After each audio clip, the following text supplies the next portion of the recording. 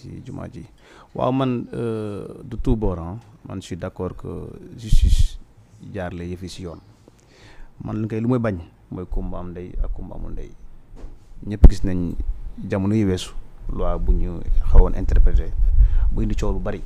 bu ñu yóbbu ko au niveau de conseil constitutionnel bu rejeté loi boobu donc je pense que aujourd'hui Sénégal man j'ai même précisé Marie bu may ñëw fii ma ne ko effectivement dama am fu mu bokkoon mais à certain temps quand j'ai vu les choses j'ai pris un peu de recul mën naa wax ne parce que depuis presque 17 mois jël ma micro di wax mais tamit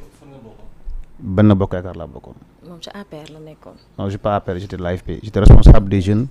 de l'AFP département région de Matam voilà donc nag il faut que pour préciser mais situation bi parfois dañu bokk ci réew mi nag ay ndaw suñu gisee li nga xamante ne wax dëgg yàlla war nañ ci mun addu suñu kàddu ñu war a addu man Pape Abdoulaye Touré effectivement ñëpp gis nañu vidéo mi mais man la ma bëgg mooy affaire bi nañ ko teg ci yoon mu leer bañ am kumba am ndey ak kumba amul ndey c'est bien beau justice na gaaw lépp gis nañu l'ancien ministre Ousmane Diagne lu mu waxoon ensemble affaire bi affaire justice du affaire mbirum na bar wala et cetera nañu war a attekat yi dañu war a ànd ak seen xel ak affaire li si tuddee toog jàngat mbir mi ba xam parce que am na loo xam ne loo koy defee rek tëb nga def erreur justice warul def erreur parce que ñu bari gis nañu ne leen condamné ay erreur ay 10 ans 5 ans après lu ñu du ci mujj leen di xaw ma dédommagé tout récemment rek am na xaw ma Fallou je sais pas le jeune la Fallou Fall kaa yi demee noonu donc mbirum yoon dafa xaw a sew te surtout moom ne dañuy maîtriser woo mbirum justice amoo ci xam-xam wala droit da nga war a bàyyi ñi nga xamante ne wax dëgg yàlla ñu ko xam wala ñu ko xamante ne da leen teg foofu ñu def ko avec toute responsabilité nag pour man pression bi jaru ko on a le temps nañ ko def teg bi woote commencé nañ tey nañ ubbi affaire bi mu leer nañ ñu xool ku am na ne da nga jalgati yoon ñu teg la ci yoon man loolu laa gëm waruñu def ay parparloo 2021 2024 lépp fi la ñu fekk lu fi xew bari na te ñaari côté yëpp léegi nag on n'a qu'à aller voir la justice na convoqué ñoo xam ne ñu ko concerné directement yoon def liggéeyam lu mu war yoon tëddee njaaxanaay ki nga xamante ne moo tooñ ñu teg la ci yoon lu daan bi teg ñu teg la ko nga xamante ne yow da ngaa fautif da ngaa tooñ bëgguma rek lu may bañ ñu jël benn côté bi dóor leen ci beneen côté bi loolu daal vraiment lay ñaawlu. nga yaakaar ne loolu sax dina am parce que ñoom rupture la ñu woote ak transparence oui gis nañ ko am na fu muy am si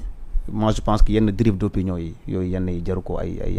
instructions je peux citer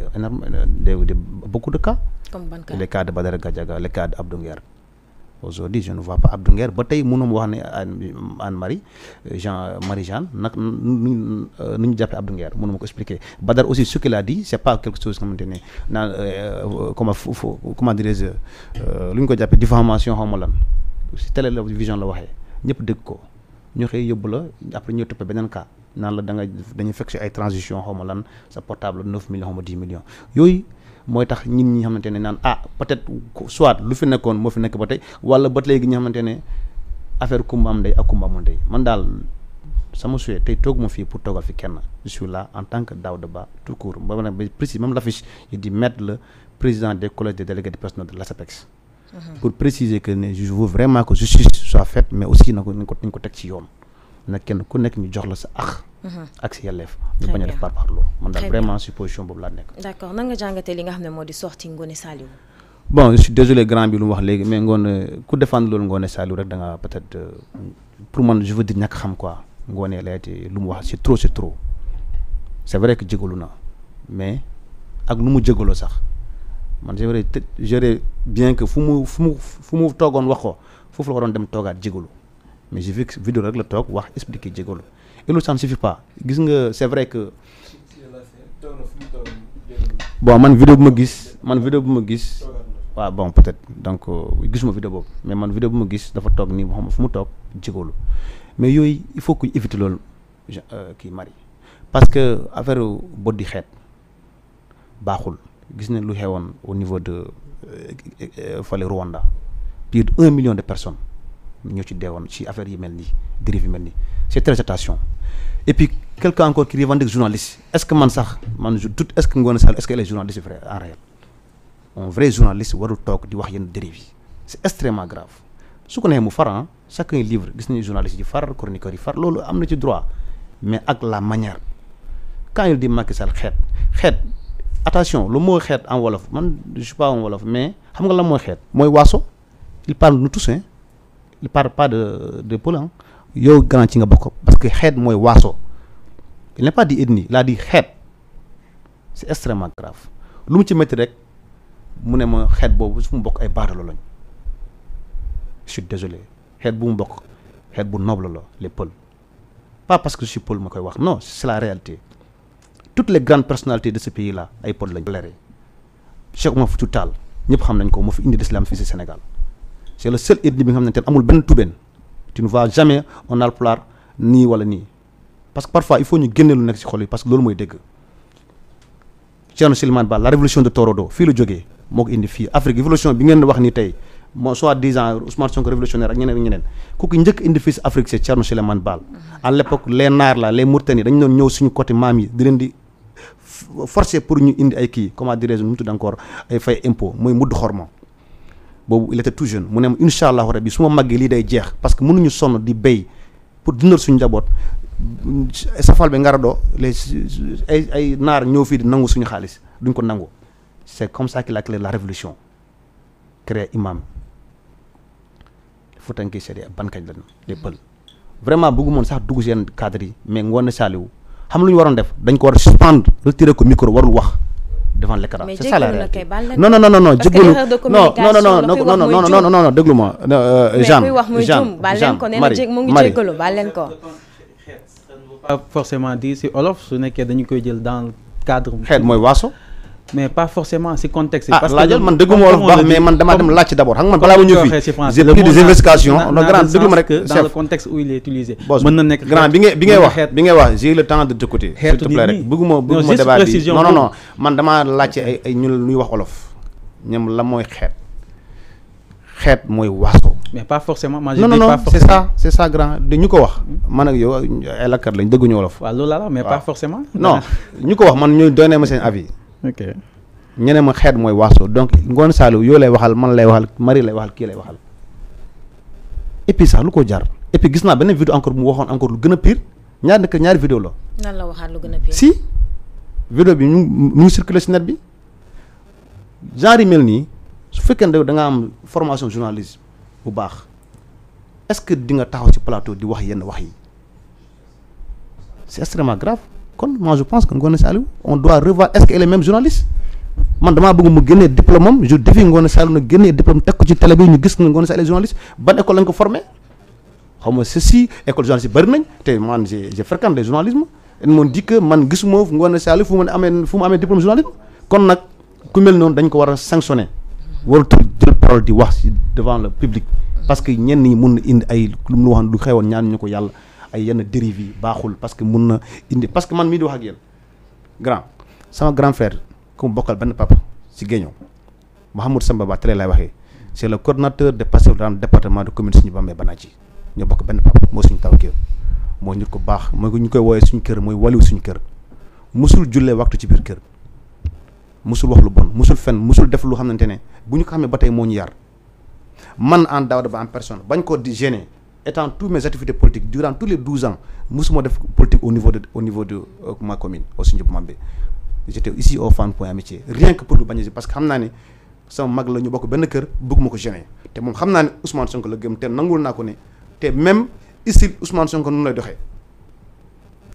mu ngi fi di ma dégg mu ngi fi taa yi rek ñu ne Dakar y a même pas une semaine kon man Pastef mes cousins en France partout dans le monde ay pël yi gis naa dem mon cousin qui a posté di parler parce que yooyu yëpp war na indi ñooñu déjà rek mais dans le Pastef ñaata Haalpulaar le ministre de la santé lu fu mu bokk ñaata nit ñoo nekk mais erreur de communication la mais erreur de communication non y a des erreurs on le fait pas tey jii nii su ma taxawoon tey ma saaga du plateau bu mu fa jógee kaso laa jëm balaa mu fa jógee ñu yóbbu ma nit da nga xam li ngay wax Marie y a pas c'est pas des erreurs ay tayef la pour man si pourquoi ñu bàyyi ko ba léegi muy traîner def la ko neex non am na ñeneen ñu ko wax lu gën a mooy loolu ñu yóbbu leen ñu traduire la dessus léegi yow loo bëgg ñu bari nañ le Moustapha Diakhaté la lu mu wax moom parti la wax de il a adressé un parti Pastef la wax bëgguma sax répéter kat dem parce que jàpp naa ne yenn kat nit du ko wax mais procureur dafa autosaisine si saa si tëj ko 3 mois de prison kii wax xeet nga na xeetum lëm pôles yi xam nga fu ñu est-ce que xam nga ne boo compté génne pôles yi si àdduna bi lu si des du bari de fii ba Égypte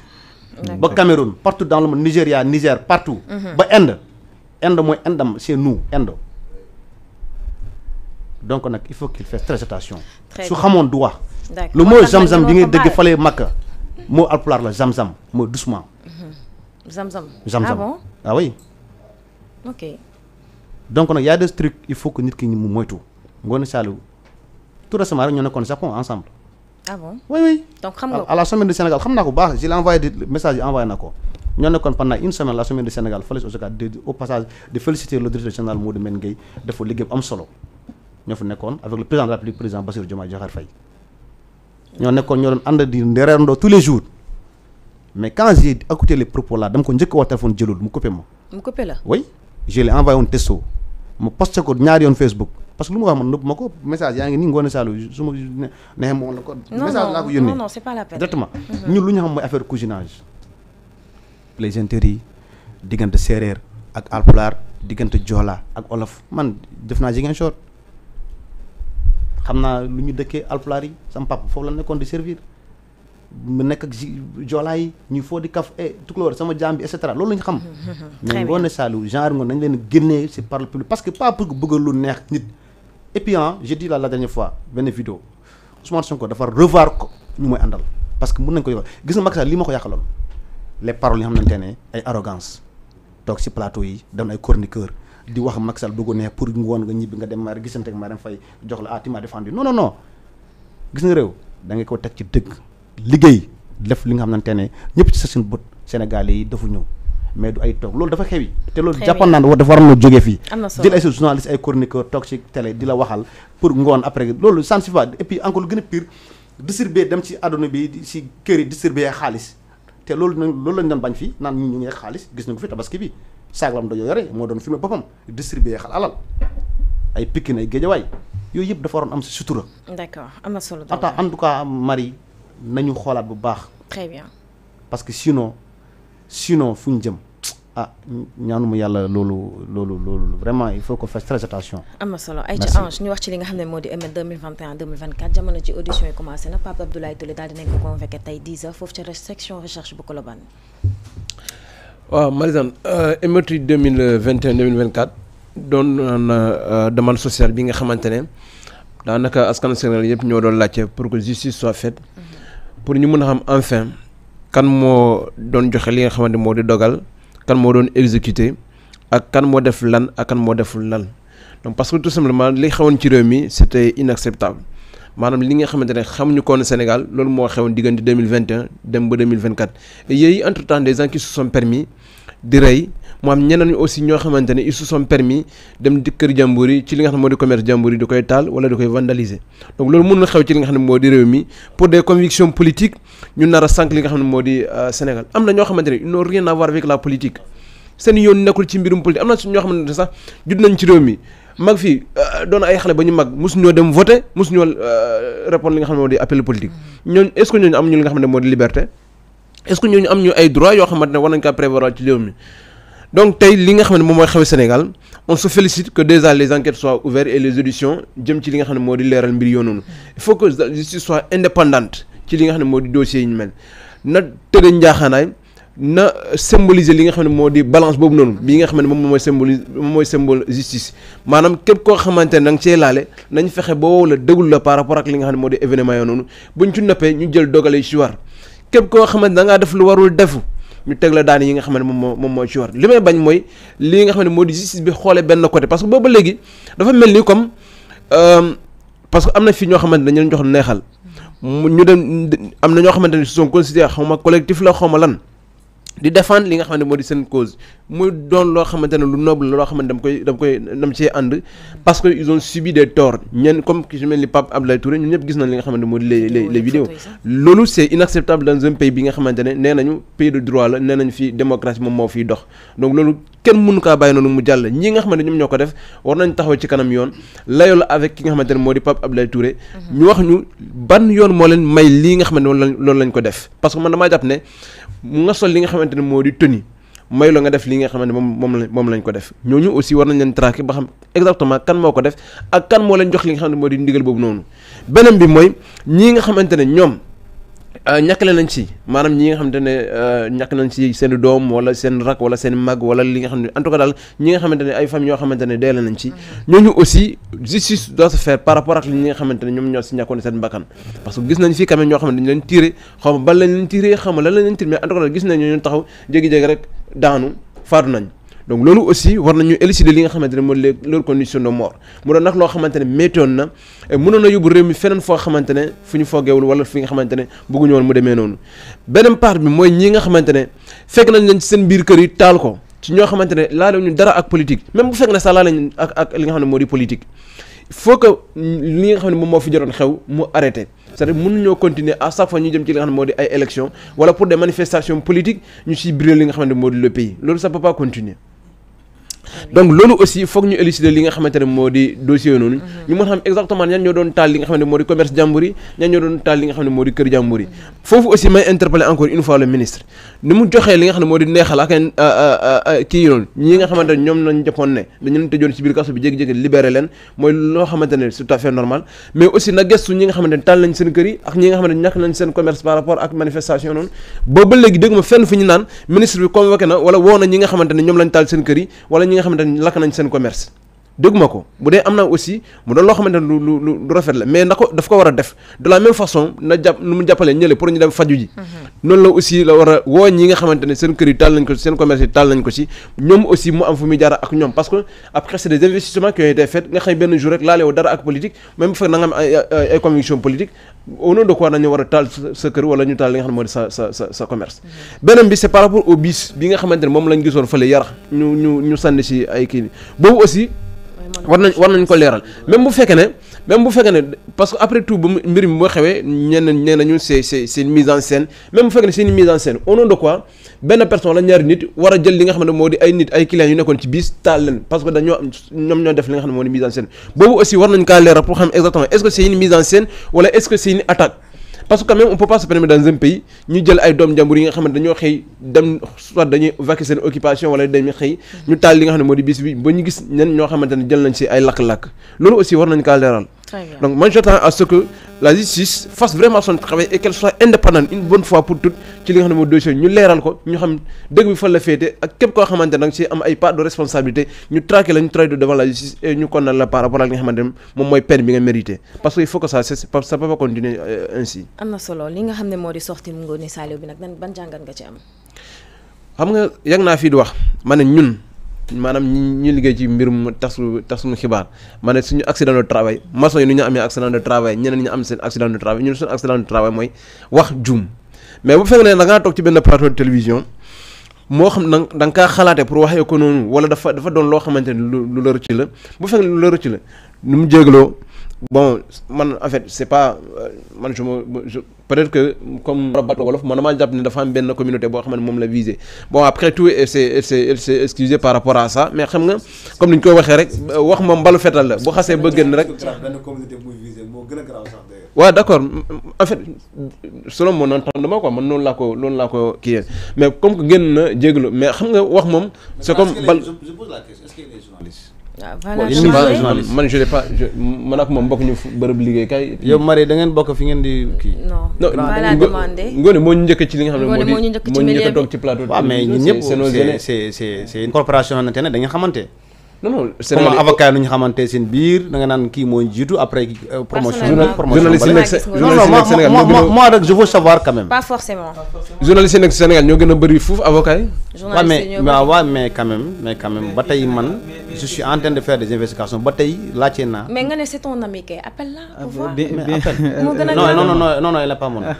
nekkatu sa xarit. non musul nekk sama xarit. non du xarit. fii juste benn contexte la ñu tasee foofu. c'est vrai xamante nañu bien avant ça ñu tasee Osaka mu ñëw ñu ñëw organiser ñu accueillir ko ñu nekk ak moom pendant une semaine ñu ñibbi seen ndox. Il y a pas autre chose elle n'est pas mon ami, je suis désolé. Mais au moins tu as son numéro comme ça tu verras s'il est vraiment. Je vais continuer de vérifier. Est-ce que journaliste là ou pas parce que vraiment je veux savoir quoi. Il suffit juste de mener des investigations par rapport à ça. Mais man suma djoumoul il y a des journalistes au Sénégal qui ne sont pas passés. Donc je ne dis pas que Ngoné Saliou elle n'est pas une journaliste. Je veux juste donner des exceptions. Ils ont cheminé dans le métier sans journalisme. Dans la pratique. Je pense, je donne un exemple très simple. Journaliste buy def kii nu mu tudd sax bu nekk TFM te muy def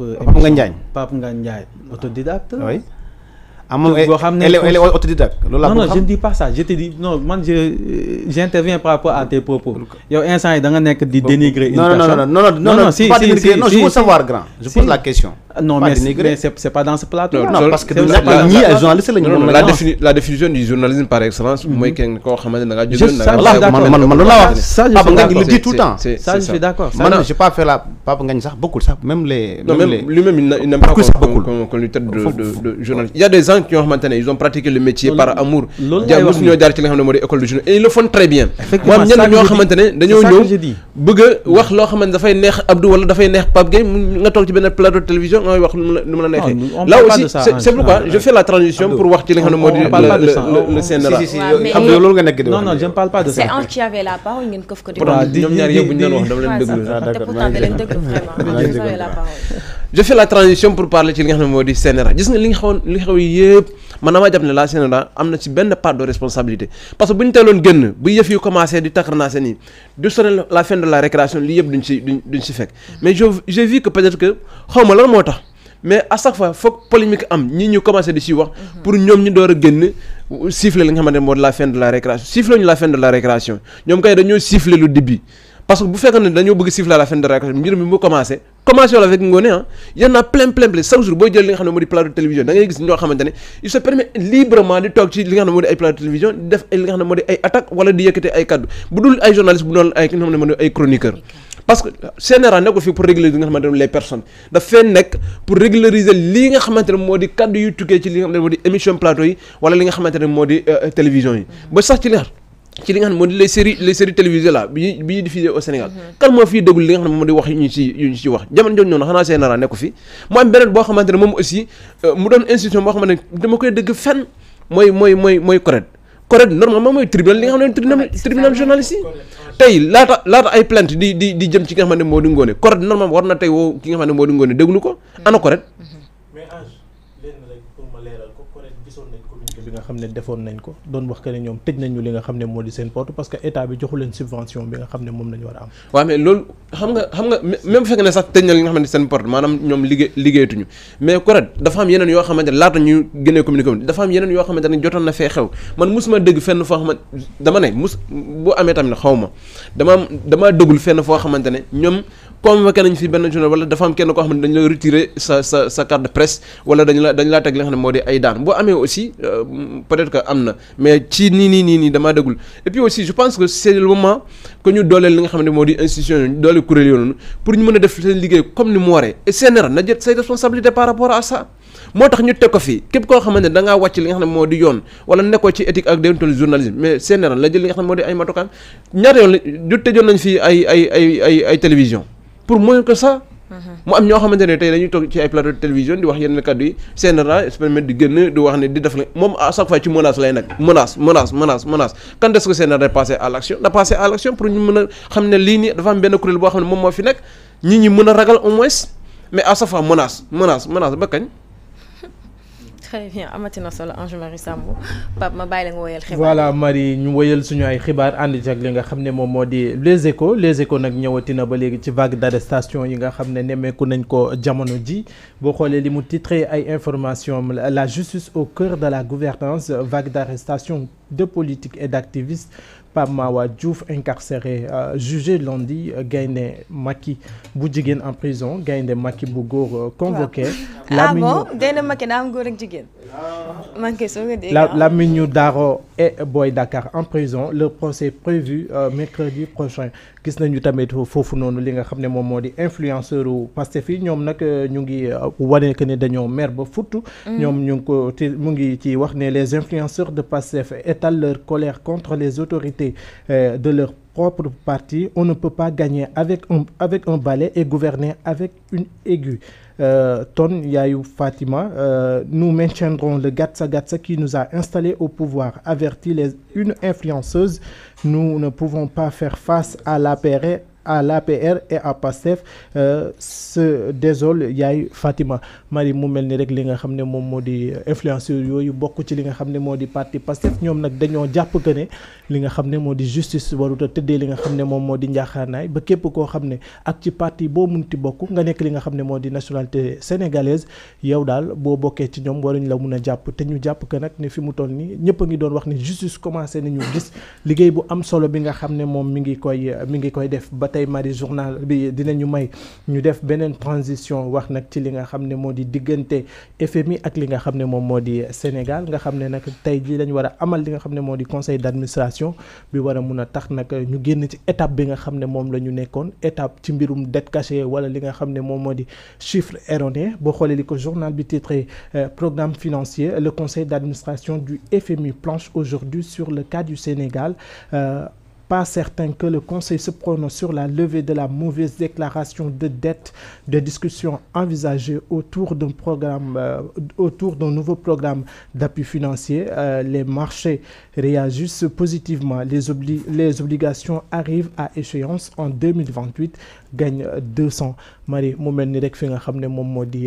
diggante Sénégal ak FMI di tey ji gannaaw bu ñu defee li nga xam conseil d'administration bi ba pare xëy na lépp li nga xam ne moom moo fay tukkal dina nekk ay coopération yoo xam ne yu bees lay doon yoo xam ne dina am ci si diggante li nga xam ne moo di FMI ak lii di Sénégal. Très bien Abdou, vague d'arrestation de politiques et d'activistes mu mel ni jamono ji muy pouvoir muy opposition justice moo ngi def seen liggéey gis nañ nag yenn seen parti bi Pastef jamono ji ñoo ngi mer ba futt parce que ki nga xam ne moo di Lamine Daaro daal dinañ ko teg loxo ak ki nga xam ne moo di Boy Dakar. Voilà les faits sont têtus xam nga sànq rek mon frère Daouda ak Ange ñu ngi wax ci équité justice bi te la preuve en est là tey ñun en tout cas man personnellement j'ai l'impression que la justice elle est beaucoup plus sévère ci waa Pastef sur les militants de Pastef pour un rien sur le cas même de Lamine Daaro ak Boy Dakar le procureur c'est le procureur lui-même qui s'est autosaisi boole ci teg leen def leen garde à vue donc loolu yëpp day firndeel ne justice bi non seulement équitable bu ñuy wax mu ngi fi mais le sentiment et c'est sentiment boo xam ne dafa dëggu ci ñun dafa mel ni su nekkee militant Pastef justice bi il va à 2 vitesses mais sinon il y a combien de personnes ñoo fi jóg sànq maa ngi doon wax ne Ousmane Sonko chaque jour soo xëyee gis ko saaga chaque jour soo xëyee gis ko xam ne teg na ci